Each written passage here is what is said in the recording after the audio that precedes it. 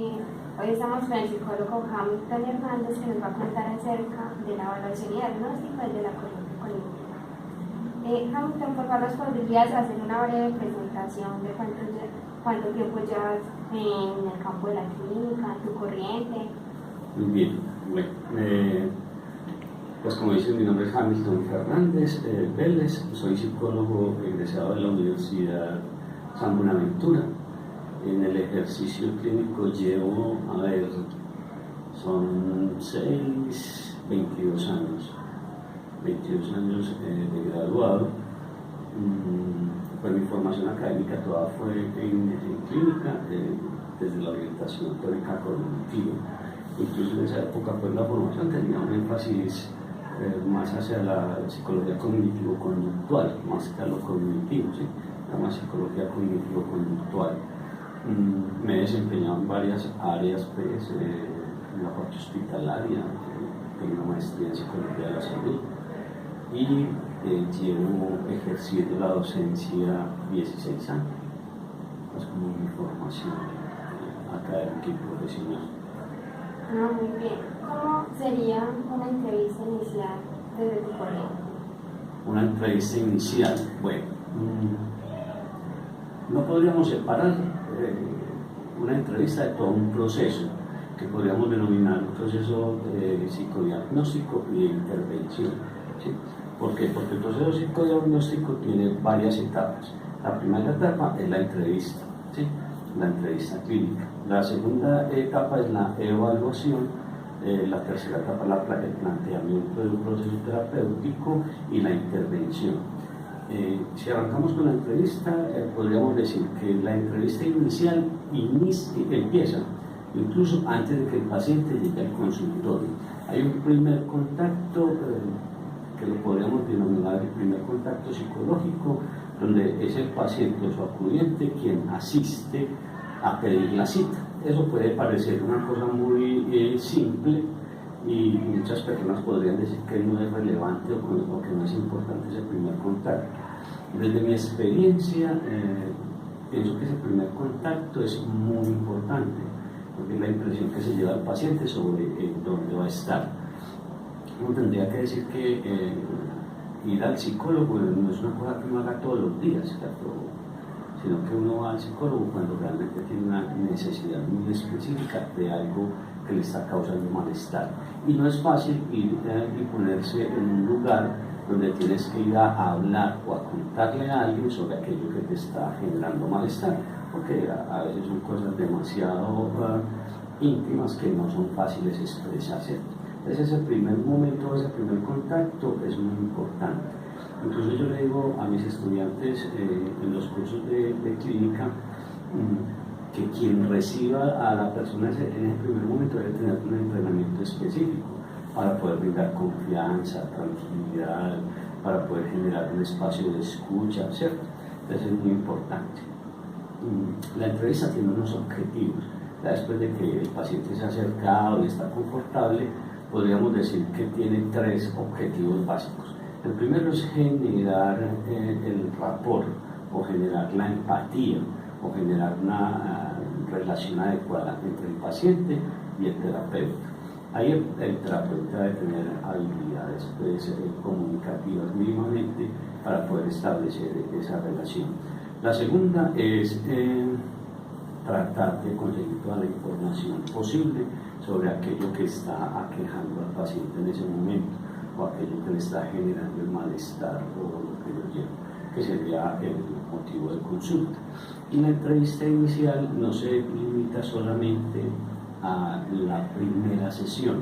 ¿Sí? Uno podría pensar que hay entrevistas iniciales que duran 2-3 sesiones.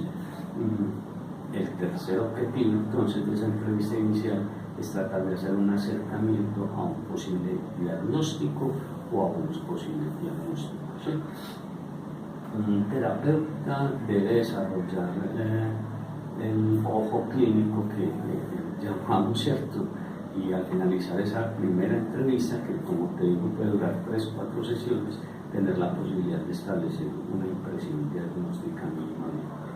Listo. Luego vienen unas consultas o unas sesiones de evaluación donde el terapeuta, con toda la información que ha recogido inicialmente, pues empieza a generar una serie de preguntas para despejar dudas, para tratar de profundizar en un área, para tratar de especificar qué es lo que sucede con el paciente, ¿cierto?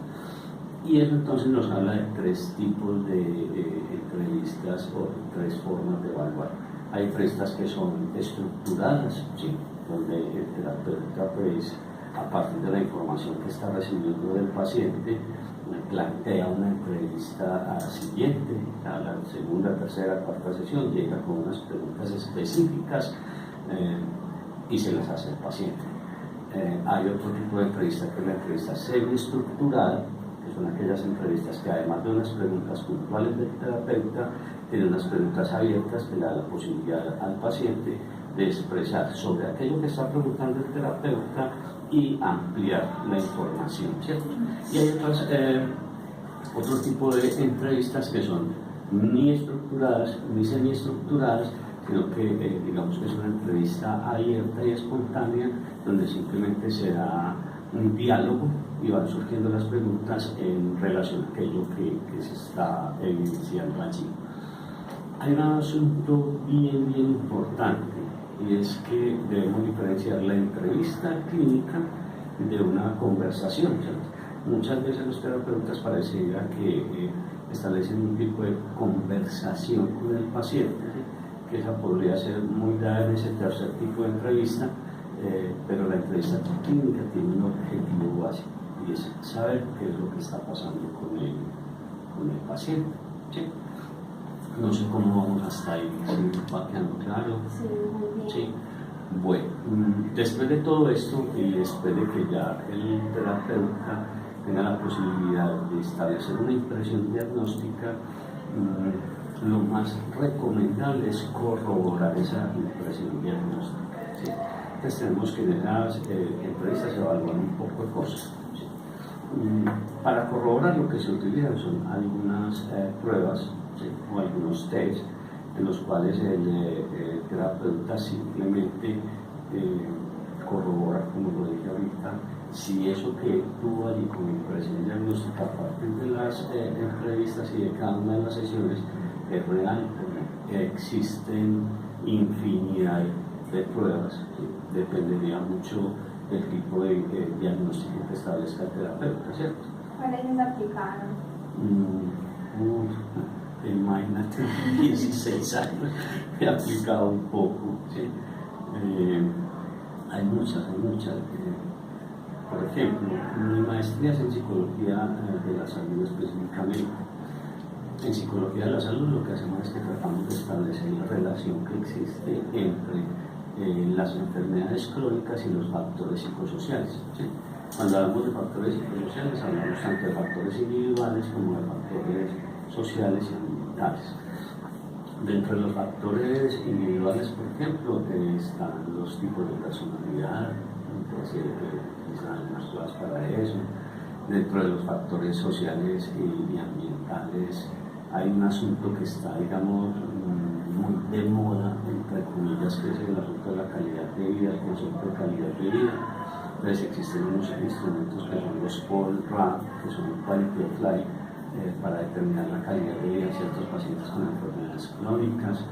Está el SF26, que es otro instrumento para determinar la calidad de vida en pacientes con otras enfermedades crónicas. En algunos tipos de pacientes, sobre todo ahorita en pacientes adolescentes, las pruebas para mirar depresión y ansiedad, ¿cierto? Las pruebas de asifacionales, de pensamientos automáticos, todas esas cosas que son como más comunes dentro de la orientación teórica.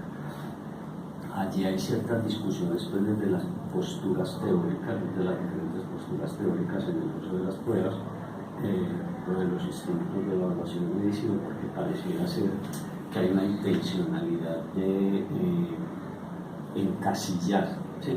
a las personas a partir de unas respuestas, pero yo pienso que si se utilizan más como un complemento al diagnóstico, es muy importante, ¿sí?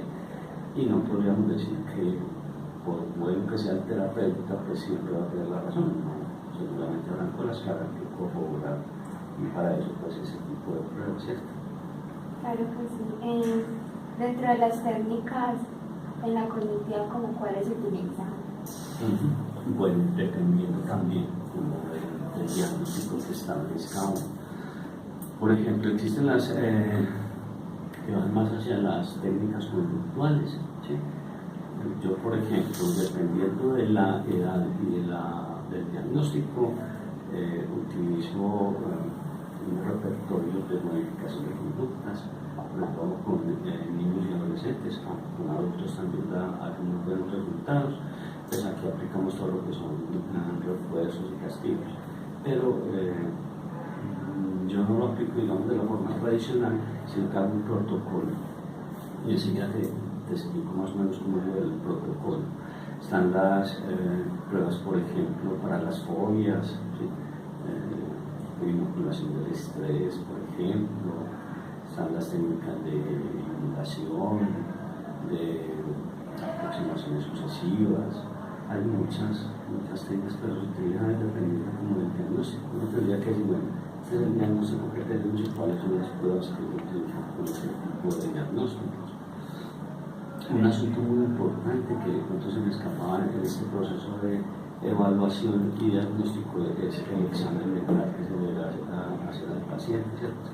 Para la parte de evaluación de los procesos psíquicos superiores, atención, percepción, memoria, ¿sí? Y hay un asunto que yo utilizo o que me gusta tal vez por mi formación, y es el descartar siempre que haya algún tipo de situación médica o biológica que esté afectando el comportamiento de las personas, ¿cierto? Porque muchas veces se presenta eso, que hay una condición biológica que altera el comportamiento. Recuerdo mucho, por ejemplo, el caso de un paciente que tenía un tumor y ese tumor era un tumor que viajaba dependiendo de la posición en la que estaba el sujeto. Entonces, si estaba acostado, el tumor se ubicaba en un lado del cerebro, o si se paraba, se ubicaba en otro lado. Y dependiendo de la ubicación de ese tumor, hacía una presión sobre ciertas áreas del cerebro y hacía que el sujeto se comportara de maneras diferentes. Y a veces pecamos mucho con eso, de psicologizar todo y pensar que el comportamiento no tiene nada que ver con los aspectos biológicos, y ahí cometemos algunos errores. Entonces, esa evaluación del estado mental y también una evaluación médica que descarta de pronto una condición. Y el otro asunto es la ingesta de medicamentos, porque muchos medicamentos como efectos secundarios influencia sobre el comportamiento. Entonces es importante también que vean cómo resaltar eso. Bueno, hay unas técnicas que vamos a utilizar mucho también, que son la relajación con algunos tipos de pacientes, sobre todo pacientes que presentan síntomas de ansiedad y estrés. Las técnicas de relajación son muy efectivas. Hay una que utilizo mucho, que es la relajación progresiva de Jacobson.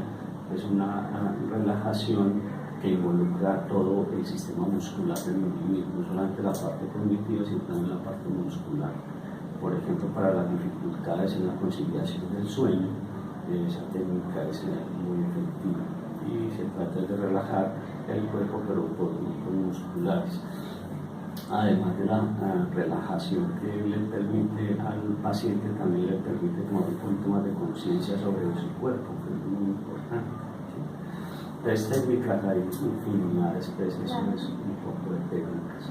Digamos que de alguna otra manera el paciente lo va guiando a uno hacia qué técnica aplicar. Claro. Inclusive, ahora que mencionas eso, recuerdo una paciente que para la relajación no podía con la relajación.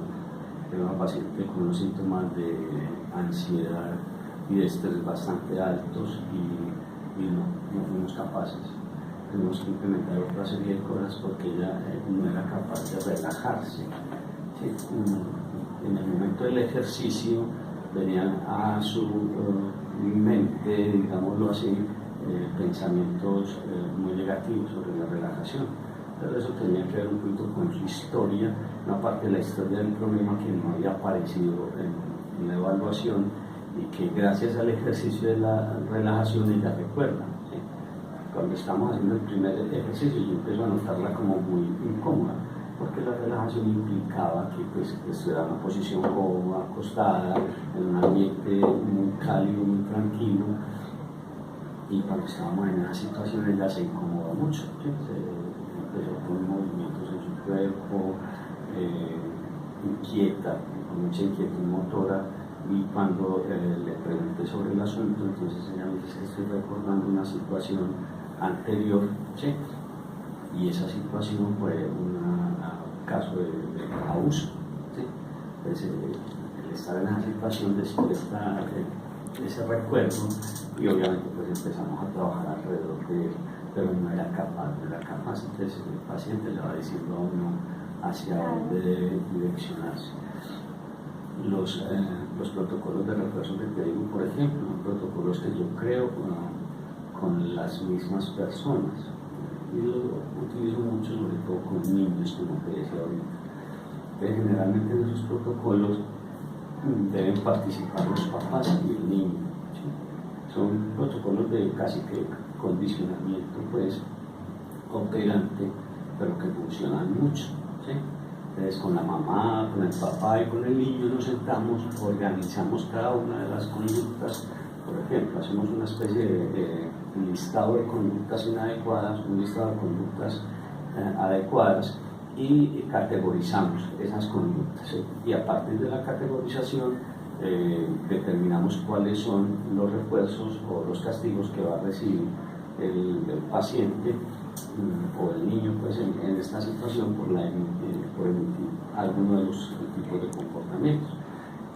Eso le ayuda mucho a los papás, sobre todo a comprender, por un lado, cuáles son las razones de la emisión del comportamiento del niño, y lo segundo, cuáles son los efectos del comportamiento del papá o de la mamá sobre el comportamiento del niño.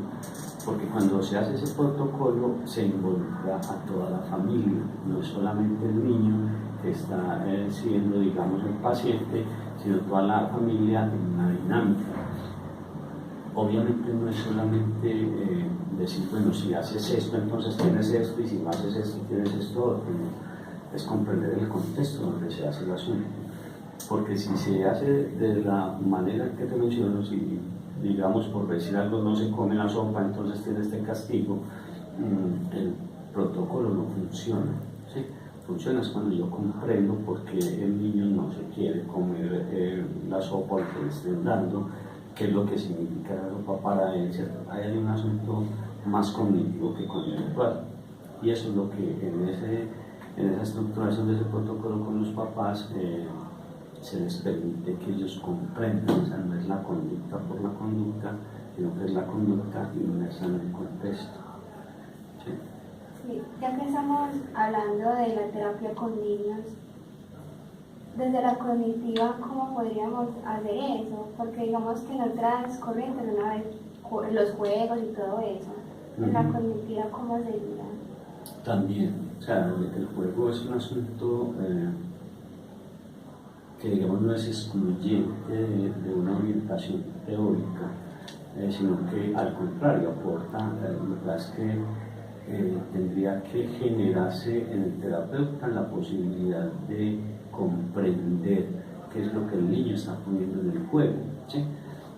Digamos que hay un poquito de trascendencia de lo conductual a lo que yo denomino lo cognitivo, y sobre todo basados un poquito en lo que son las teorías del procesamiento de la información, ¿sí? Me explico. Hay, por ejemplo, psicólogos que utilizan el test de la figura humana, ¿sí? Y entonces ponen al paciente, al chico, a quien sea, a dibujar la figura humana, y luego hacen una interpretación de eso que están viendo allí, ¿sí? Y esa interpretación obviamente debe estar basada en unos presupuestos teóricos de la figura humana.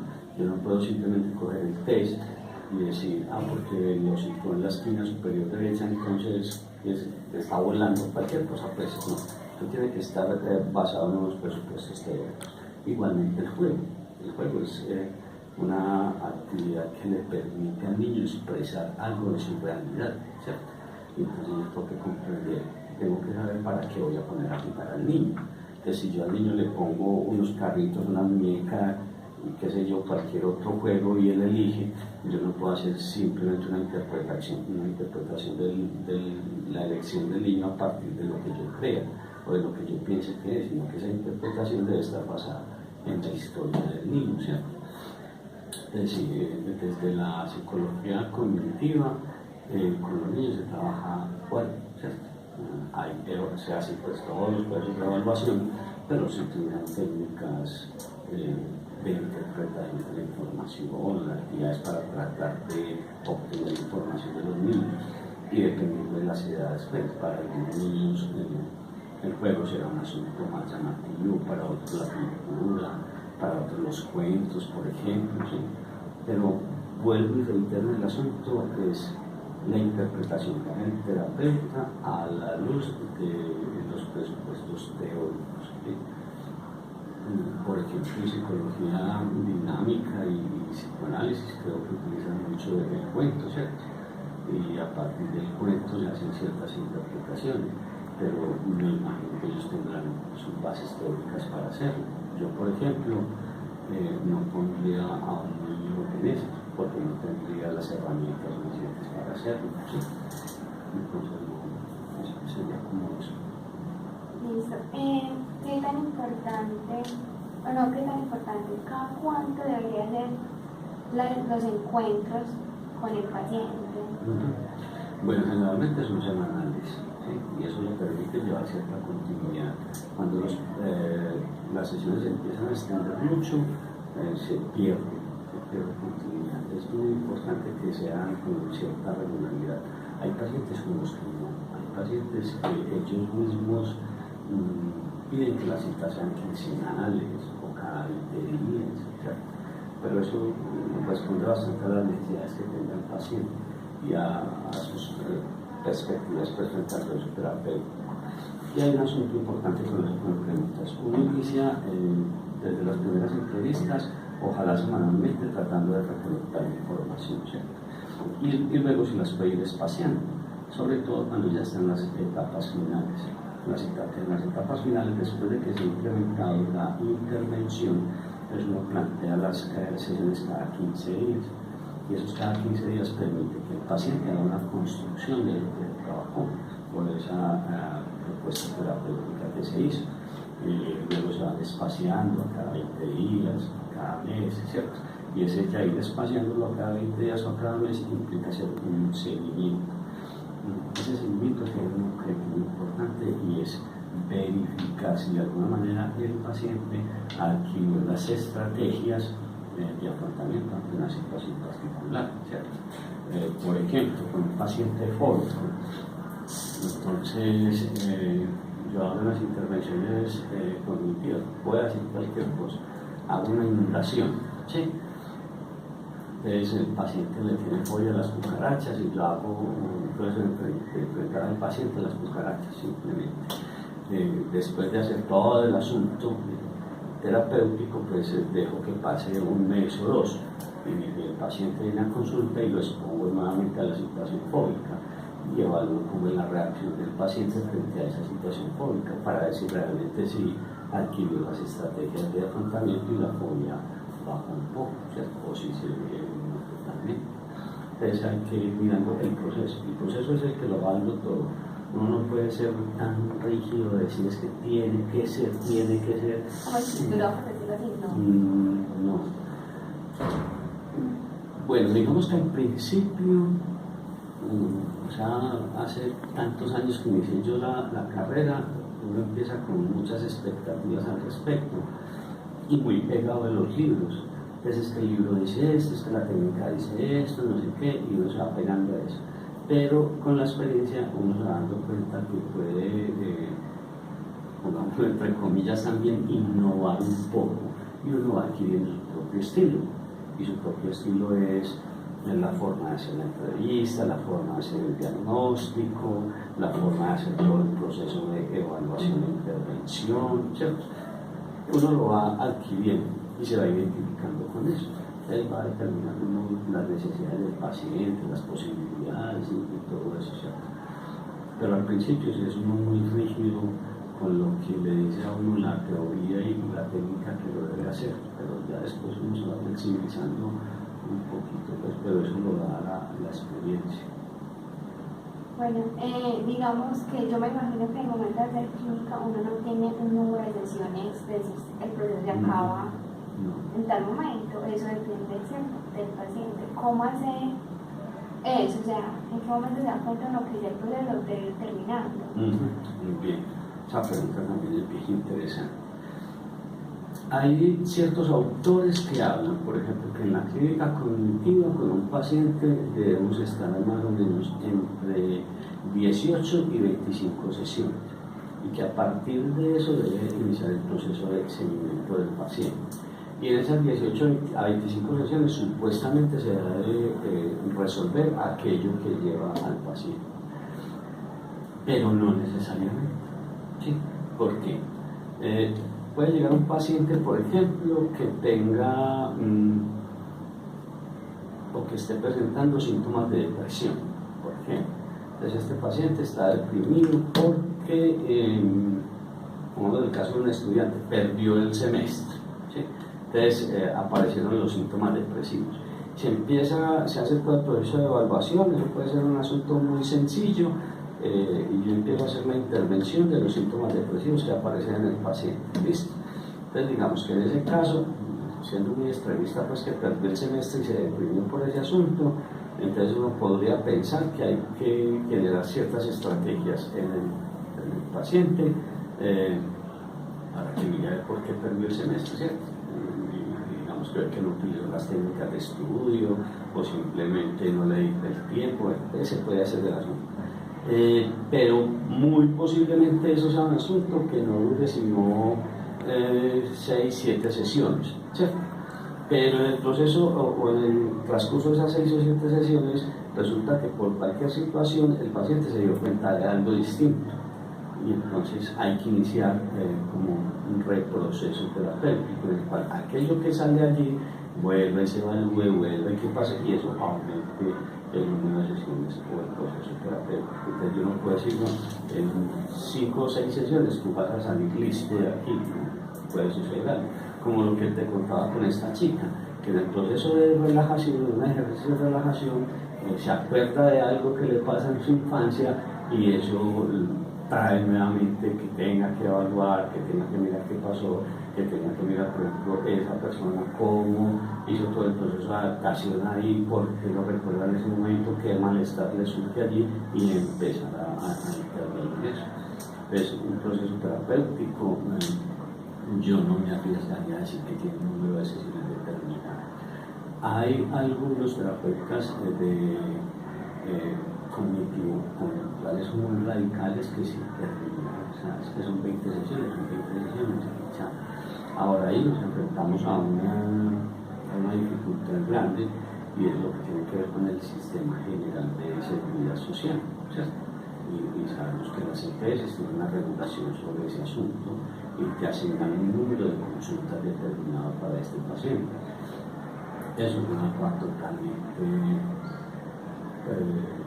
contraproducente, porque es que la EPS te puede decir, tienes de 10 sesiones, tienes 10 sesiones, pues te gastas 2 o 3 sesiones en el proceso de entrevista y la evaluación te puede llevar 1 o 2 sesiones más, entonces ya te das 5 y quiere que en 5 sesiones tú tienes que hacer toda la intervención y además de la intervención el seguimiento, ¿cierto?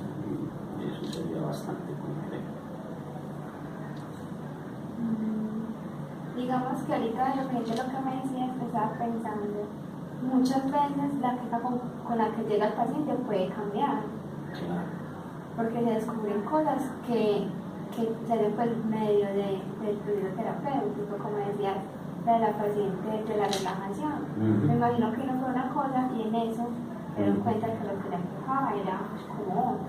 Claro, eso sucede muchas veces, es más frecuente de lo que uno piensa. Por eso hay unos motivos de consulta explícitos, que es aquel que manifiesta el paciente en el momento de llegar, y hay unos motivos de consulta implícitos que son los que van surgiendo en el proceso, y esos no necesariamente surgen en el momento de la entrevista, sino que pueden puede surgir en el proceso terapéutico. ¿Por qué? Porque haya algo que hizo clic allá en el paciente y se acordó de algo y surgió algo nuevo y resulta que eso era lo que le estaba generando el malestar y él no se había dado cuenta. Ahí está la habilidad del terapeuta para encauzar eso, sobre todo por lo que te decía al principio. No al psicólogo todos los días, no al psicólogo cuando hay algo que no está molestando. Muchas veces se generan resistencias ante eso que me está molestando. ¿Sí? Muchas veces inclusive hay pacientes que sienten vergüenza de contar de lo que realmente los está aquejando, ¿cierto? Y entonces desvían el asunto de ese terapeuta, debe tener una capacidad de escucha muy grande, muy grande.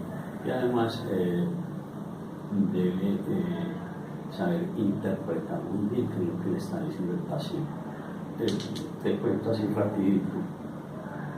Una paciente que yo estuve atendiendo, que ni siquiera era paciente, era la mamá del paciente, llega solicitando la cita porque su hijo en ese entonces, el niño tenía 5 o 6 años, no recuerdo bien, y consulta porque el niño no era capaz de conciliar el sueño, el niño no dormía y siempre lo tenían que pasar para la alcoba de los papás y lo acostaban en la mitad del papá y la mamá, ¿sí? Y ella me decía que era que el niño tenía pesadillas, que le tenía que dejar la luz prendida, no sé qué, que ella a veces tenía que ir a la cama del niño. Empezamos todo el proceso de evaluación con el niño, toda una serie de intervenciones que realizamos con él, y yo empiezo a sentir en el discurso y en la